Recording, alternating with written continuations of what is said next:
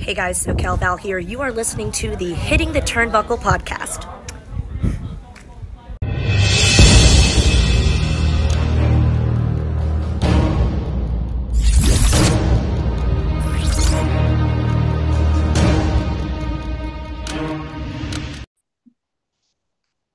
Welcome everybody back to the Hitting the Turnbuckle podcast. It's Wednesday. You know what that means. It's NWA Powerr review time. NWA Powerr, new, New era, old problems. Same problems or something. Old problems was the headline or the tagline for this particular episode. I'm obviously joined by my lovely colleague, Miss Fiona Lachlan, who's pulling double duty tonight. You're also joining me on the Doug Williams podcast in a little while.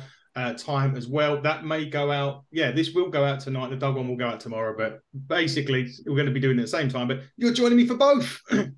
I'm excited. Buzzing to talk about last night's show, though. Absolutely buzzing. It was an interesting Powerr for sure. It was. Before we do it, it's quite a weird one. Normally, when I do other review shows with the team, we do like a catch up of news. Generally, there isn't much news about NWA prior from one episode to the next. But this time there was, and unfortunately this news wasn't good for Velvet Sky fans. She has decided not to, the NWA, she's no longer a part of the NWA anymore, unfortunately. She decided either the contract expired or whatever happened there. That's unfortunate. I do have a hot take. I'm just very mindful of how I word this. So I do need to say, I do not mean any disrespect to Velvet or anybody that's left the NWA after NWA 75. But my view is NWA not only is a new era, but they're looking at a new generation. And I also believe that they are looking at potentially a demographic of around 18 to 28.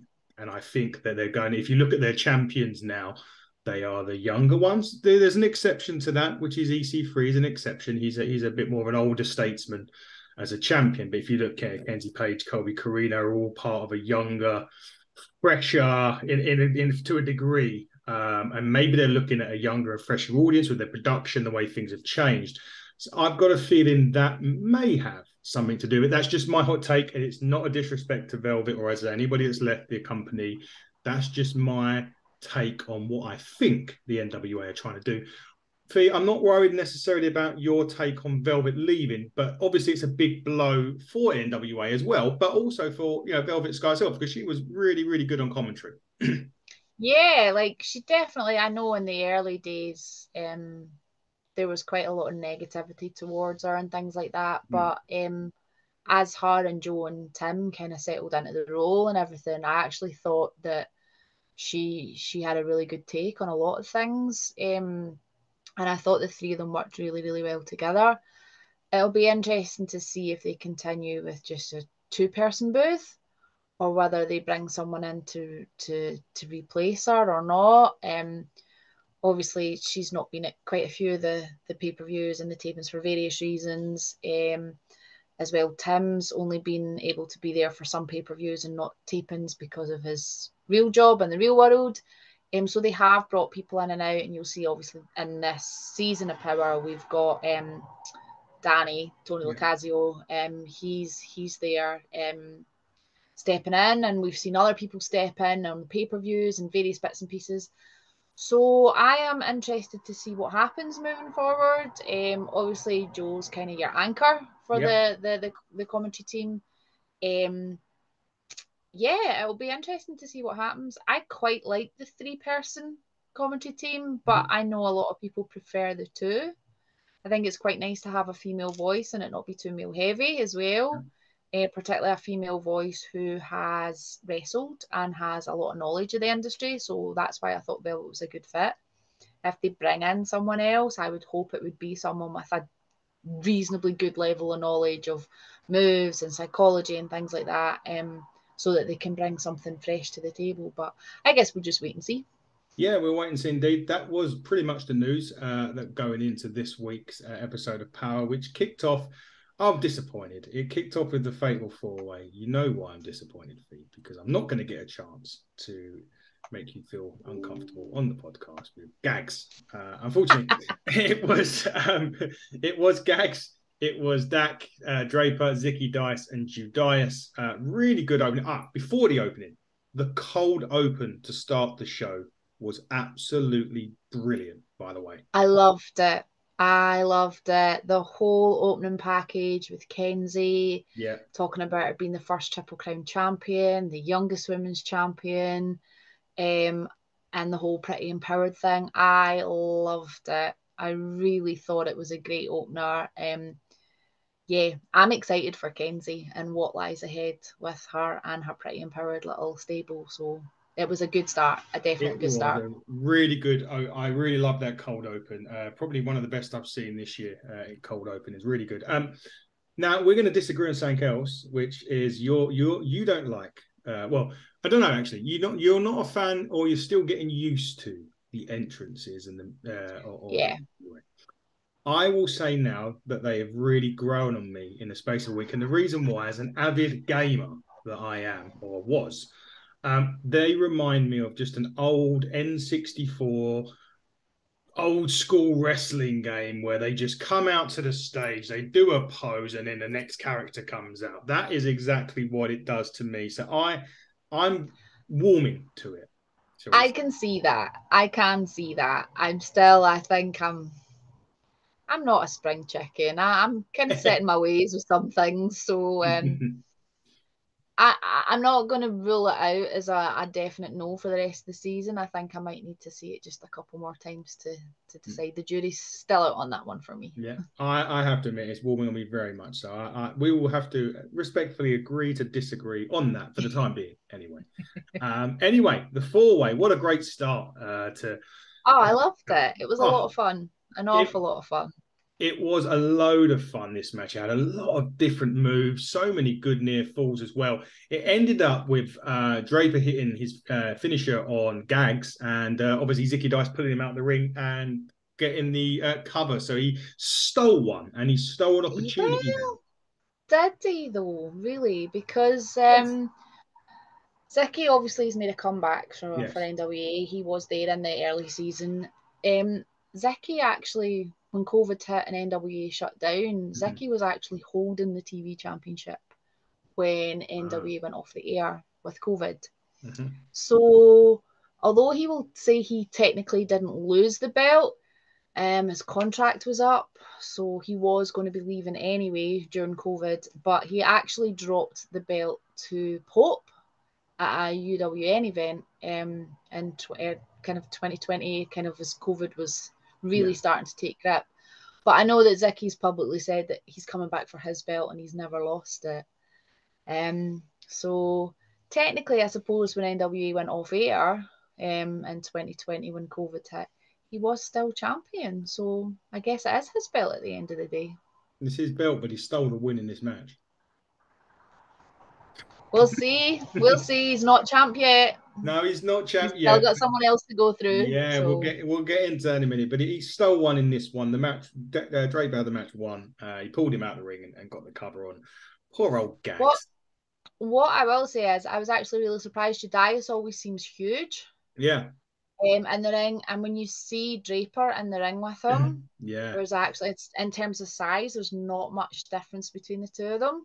Exactly. So that was I quite enjoyed actually, because I expected Judais to come in and just tower over everyone and just be like this really big, intimidating human being. And then when you see Draper in there, you're kind of like, okay, this could be interesting. Yeah, it may be a singles match down the line between them two that we may see. Yeah, I'd quite like to see that. Yeah, me too. We move on. This segment I really didn't really like. I now call them the Sleazeball Six instead of the Sub Six. They was having an interview about talking about Ricky Morton being a referee in the tag later on. It was just cringe for me. I just sat there and I was just like, this was like me when I was 20. It was very old school, almost misogynistic sort of. And part of me is like, yeah, Silas is old school. But yeah, I was a bit kind of, really, guys, come on. Like, this is 2023. Do we really need to have that sort of Yeah, I've my notes kind of just say cringe on it as well, to be honest with you. I think the word in It didn't work 2023. for me. No. I like the Southern Six, but Yes. that did not work for me. What did work for me, I've just written LMAO at Alex. I love Alex. The way that they portrayed Alex to be the slightly, Yeah. how did I say this? The slightly less intelligent, slightly less intelligent version of a member of the Southern Six. Actually, he made me giggle. He really did Yes. make me giggle. He did. And But I think the word for sleazeball now, isn't it? If they were thirsting for the yeah, I felt bad for Sam. Like, if I was Mm. Sam, I would just be like, whoa, hold on a minute here, boys. I do not want to come to your room. So, yeah, I kind of need to. Yeah. Let's sorry. yeah. Yeah, let's move on and not discuss that. The next match. Oh my god! I sent you a text. I think it was yesterday, and we were having a bit of a joke about Gaagz beforehand, and I said that this match, do not take it out of context, but it was a meat slapper. It was going to be, and it absolutely lived up to that. These were two units just absolutely slugging. I wanted Loved more. I it. wanted that match to go on longer. Yeah, It was nice because it kind of, I suppose, went along with the fact that they were just absolutely slugging it out. yeah, Jax and AJ Cazana. Jax picks up the win with the camel clutch finisher. I he know they did. called it something else. But I wanted that match longer, but I actually, in hindsight, because of how they were slugging it out, it was probably right that it was a bit shorter on time. Yeah, it's very much watching the two of them fight last night. I was sitting and all that was going through my head was, this is the type of wrestling I like. Mm. Two big guys just going for it at each other. I mean, there's no secret that I love my tag team wrestling, but I prefer to see two big guys go for it as opposed to two maybe cruiserweights flipping about and stuff like that. It was very much an old school kind of hard hitting slugfest yesterday, basically. I enjoyed it. I really, really enjoyed it. I always like watching both AJ and Jax work anyway. Mm. It was nice to see them both in singles action for a change when you're so used to seeing them with tag team partners. So Yes. I thought that was a cracker last night. I will say this: any chance of Anthony Andrews coming back may have been washed away during that match in terms of how he was portrayed on commentary, but we won't get into that too much. Jax, though, I think now he needs to set his eyes on a single title and go for it. I think he does. I thought he was quite playful last night, though. Like I know that Joe was calling the Megalodane, which cracks me up anyway. But he is huge. Let's be honest. Yeah. But he was quite playful last night. Quite a few wee shots down the camera and things like that. A couple of wee smiles, and you haven't seen that from Jax for a long time because he's just been deadly serious and quite intimidating and quite scary. So I was kind of like, oh, this is interesting. I'm going to keep a wee eye on that one. Yeah, he did seem a bit more, as you say, a playful unit, shall we say, yesterday. It was albeit, as I say, I think he needs to set his eyes on a title and run and go for it. It was a great, I loved that match. But yeah, the timing made sense considering it was very high impact in terms of the physicality. So, but run it back if you want, guys. We're more than happy to see that again. Absolutely. We had two interviews next, and it kind of falling on the new era of Powerr. We are seeing a lot more promos being done. First one was Ricky Morton, and he was talking about how he's going to referee the match, the tag match later on. Obviously, he's got straight down the line, fair as anything. Yeah, I and believe it when I see it. Yeah, he should have gone on Prime Minister's Question Time. He worked really well. Yeah, pretty much that's what he was going on about, and how he's going to referee the match straight down the middle, and we'll get to that very, very shortly. The next interview, was about the downfall of the Spectaculars, Rolando and Rush Freeman. Yeah. However, Rolando did say that he's got Rush a match with Tom Latimer. I know, he gifted on Tom Latimer, just like that. I mean, wow. I don't know whether I would be happy or anxious about that one. Yeah, well, it looks like Rush is taking it as a positive thing, a good Yeah. thing. He's kind of like Tom's going up for potentially gunning for the world's heavyweight championship, so he must be good. So if I can take Thomas on, I can take on anyone, sort of thing. So good luck with that one, Rush. Yeah. I don't know if that's next week. I don't think anything's been announced that I know of for next week yet. They had a couple of graphics up Oh, I did see throughout it. the show in the bottom left-hand corner. So I know that next week we are going to see La Rebellion versus Magic Inc. Oh, cool. And then there is a females single four-way match as well. Not a single four-way, I think a female four-way match. Cool. But I didn't, sorry, ladies, I didn't catch quite who was on that one. Well, interesting to see, because we haven't seen La Rebellion since they lost the tag team championship. I was always going to say, conspicuous by their absence so far, no clowns yet. Yet. We're only episode 2, so we have a long way to go yet. We do have a few more weeks until, well, we certainly got a lot more weeks until we get onto the pay-per-view that you pronounce. What's it called, Adam? Yeah, and move on. I don't know. I can't pronounce it. There you go. Thank you. There you go. There you go. The next bit now, we'll get to the tag now, is Homicide and Joe Alonzo versus Colby, Corino and Koa. Funny thing was I forget the guy at ringside, the manager. He manages Colby and Jamie Stanley. Thank you. He's managing one of each side, wasn't he? Colby and Koa. America's Jolie, Jamie Stanley. That's it. He manages. Yeah, that's it. So that was quite an interesting bit, having the manager at ringside of two competitors against each other in this match, which was quite interesting. Well, and we eventually saw where his allegiance lay. That's for sure. We certainly did, and we certainly saw it where Ricky Morton was refereeing this match, and it certainly wasn't down the middle. It was as straight as a roundabout. What a lousy referee! My word. Where was the outfit? Was he trying to do a bit of Danny Deals and doing the new red NWA? I don't know if he was just trying to rep for Danny. Hello, Powerr. Yeah, there you go. NWA merch. Yeah. But he had his NWA shirt on, and he had Khalees had given him his lei, so he had that on. Yeah. But the one thing I will give him credit for is checking Homicide at the start of the match and removing Homicide's fork from his boot. So yeah, we don't. That was obviously that belongs on another wrestling channel that we're not talking about on this podcast. If you watch other wrestling shows, that belongs elsewhere. Homicide. So if you want to use that, go and play over there. There's somebody that likes to bleed on that channel, so you'll be perfectly fine. This was actually, considering these tags these guys haven't really tagged. They've been more opponents in some cases. They actually all worked really well together. They did. It was a really fun match. There was lots going on in it. It's not how I kind of expected it to go. I actually expected to be a lot more dissension between Alonzo and Homicide, but they seem to.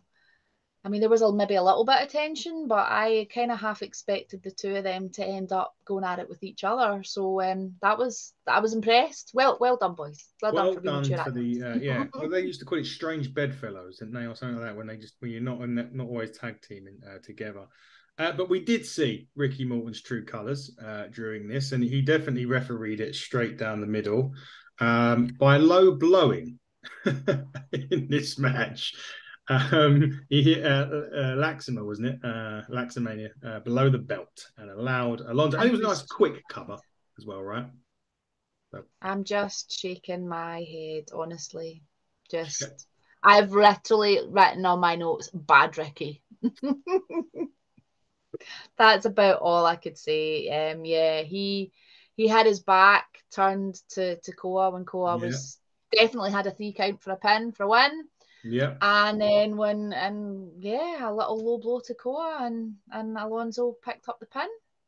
A very fast count as well. It was a very fast count. It was a very fast count. It was absolutely disgraceful refereeing from Ricky. You should be ashamed of yourself, son. I would say son, but it would be a bit weird me calling him son, considering he's 8 and 9. Boo! I'm normally like Boo Kerry. Today I'm like Boo Ricky. Boo Ricky, not Boo Kerry. Boo Ricky on this one. The next was a very interesting promo point. EC3 come to the podium, as did Tom Latimer. EC3 basically comments, he wanted to basically still be the greatest world heavyweight champion or NWA world champion of all time. And he does challenge Tom Latimer to face him in the main event of what pay-per-view, Fee? Samhain. Thank you. On October the 28th in Cleveland, Ohio. Tickets on sale, nwatix.com. There you go. Plug for tickets if you haven't already got them and you want to travel there or you're there already. Get it. Then Camille gets the microphone. I think she may have been channeling her inner CM Punk with a few bombs, so to speak. She was spitting fire. Spitting fire. It was a burp. Or venom, maybe more like. I'm going to say kind of the words that she said, but basically that she said that, first off, the EC3 smells like dookie. I'm not sure if that's an American slang for something. Maybe guys or girls that watch this, if you know what dookie means, please please let us know. Please let us know. I'm assuming it's not good. Maybe it's poo or along those lines, perhaps. Anyway, she also said that EC3 politicked his way to the top and that Gaagz the Gymp could have beaten Tyrus. So basically, and the wrestling world would have celebrated that. So basically, kind of crapping on the fact that Tyrus was world champion. And then basically his reign didn't mean anything because Gaagz the Gymp could have beaten him. And she also kind of accepted the challenge without Tom and kind of, he didn't really accept it himself. My word, where does she get this? What is going on with Camille? Was she got the ump because she lost her title or something? I have no idea, but she came out there and she was just like, she went on a rampage, really. And I don't really know. I was kind of listening to it going, okay, because what really, obviously, she's dissed on Tyrus being champ. She's saying that Gaagz could have beat him. So what does that mean about what does that make of EC3? He beat somebody that was not very good, or I don't know. I'm a little bit, I don't really know what to make of it all. It almost seemed a little bit out of nowhere. Yeah, definitely that. I mean, I think also. I think now Chris Adonis has also plucked up some words on social media, and I sent you this. And it's okay. Hey NWA, is it okay now? Is it okay to say now that our fans didn't reject Tyrus due to politics or Fox News? It was because he can't move. What is going on with these guys at the minute? Yeah. Go. I mean, are they wrong? Who am I to say are they wrong? Are they? It's interesting, but yeah, the whole Camille thing just seemed way out of the blue. But props to EC3 for giving it up for Gaagz basically, and his retort to that, which was actually made me giggle. He's like, Gaagz the Gymp, everybody, and his response was perfect. It was. So it looks like now that Tom is going to go and relinquish his belt and go for the World Heavyweight Championship at Samhain, basically. Yes, he has. That's what it looks like. He has officially accepted the challenge. So that is happening at that pay-per-view that I can't name. It is going ahead, which means he is dropping the TV title. Is that right? Is that the title he's got? No, it's the National Championship. Sorry, the National Championship. Apologies. Oh, yes. Yeah. And no, he is the World Television Champion. Which then opens that up. No, he is the World Television Champion, Latimer. Latimer's the World Television Champion.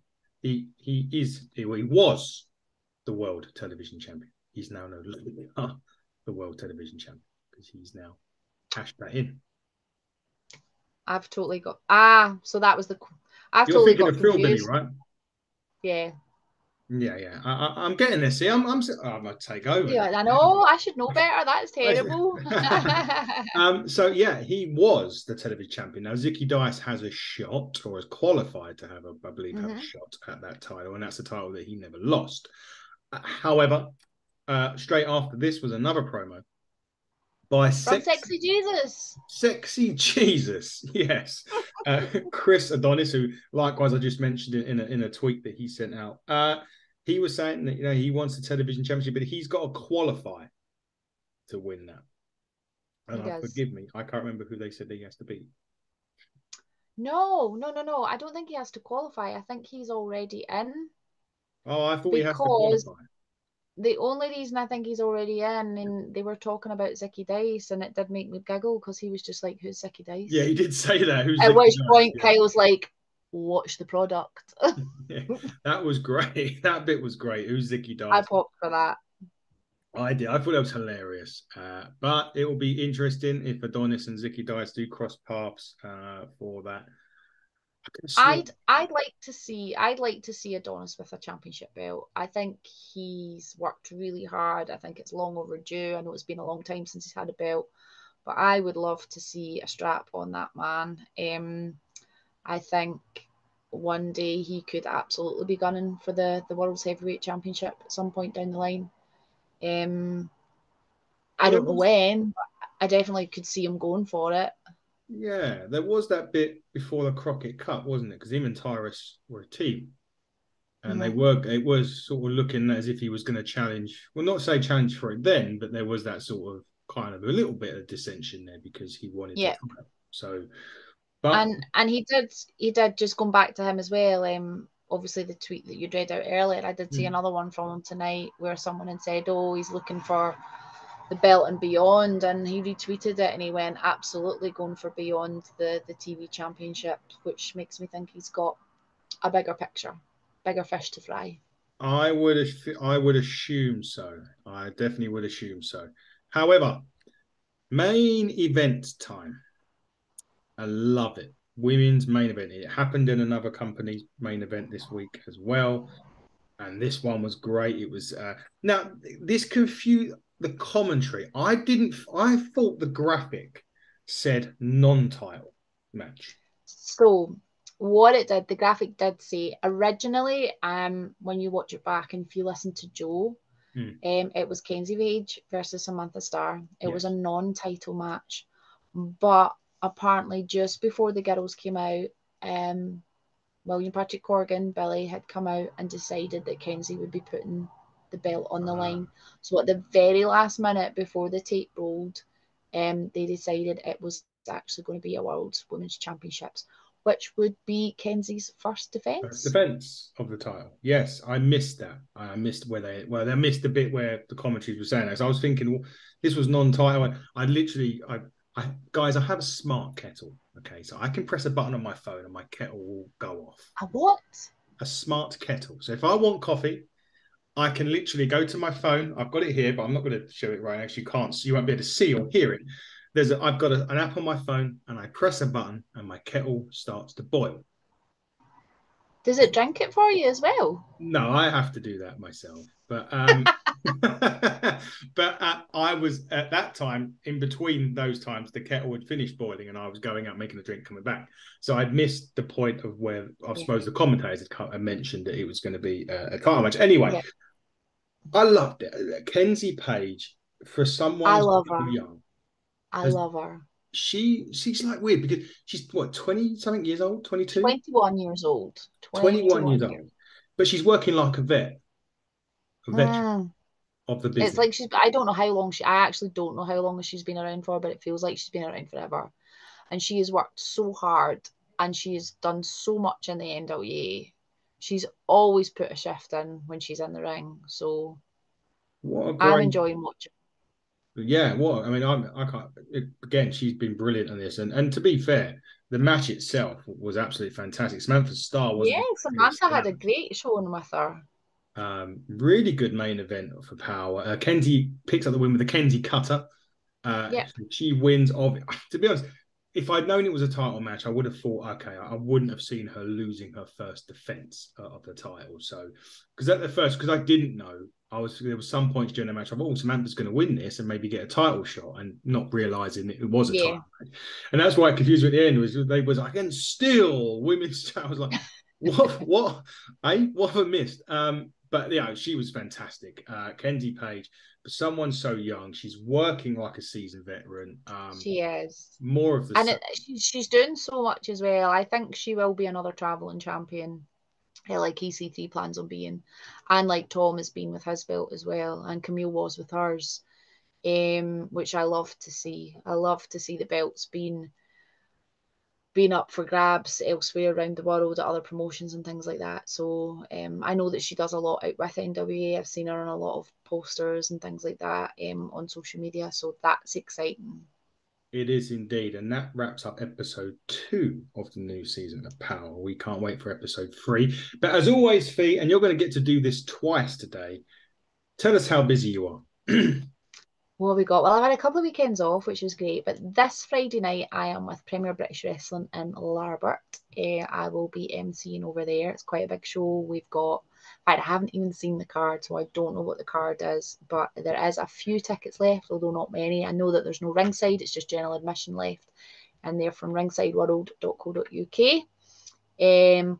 On Saturday, I am working with Worldwide Wrestling League in Muirkirk in Ayrshire. It's the last of our gala shows, so I'm doing that on Saturday. And then next weekend on Saturday the 23rd, I'm with Pro Wrestling Scotland. I want to say New Mains. I'm not entirely sure it is New Mains. That's really bad. Please don't kill me, TJ. But there is tickets still available for that. If you check out Pro Wrestling Scotland on Facebook, you'll be able to have a look there. And then next Sunday, I fly to Ireland with Inside the Ropes, and we have 5 shows on the road with Eric Bischoff. Not that you're excited much. Maybe a little bit. So we are in Cork on Sunday the 24th, Dublin on Monday the 25th, Belfast on Tuesday the 26th, London on Wednesday the 27th. Yay, we'll see you there. And Glasgow on Thursday the 28th. So that's 5 nights on the road with Eric Bischoff and the Inside the Ropes crew. I am so excited. It's going to be 5 completely different shows, a different one every night. There's a few tickets left. It's itrtix.com. Please come out and join us. You know, if it's Eric Bischoff, that there is going to be some stories to tell. So hope to see some of you out there. I will say quickly before I start saying, I have to thank the Brooklyn Brawler for Sunday. If you haven't seen the show on our YouTube or Spotify, the stories that he tells on this show, quite frankly, me and Dave were laughing. We went from laughing to kind of just sitting in awe of this guy. You may have thought of him as a jobber. He likes to call himself an enhancement talent, which he is.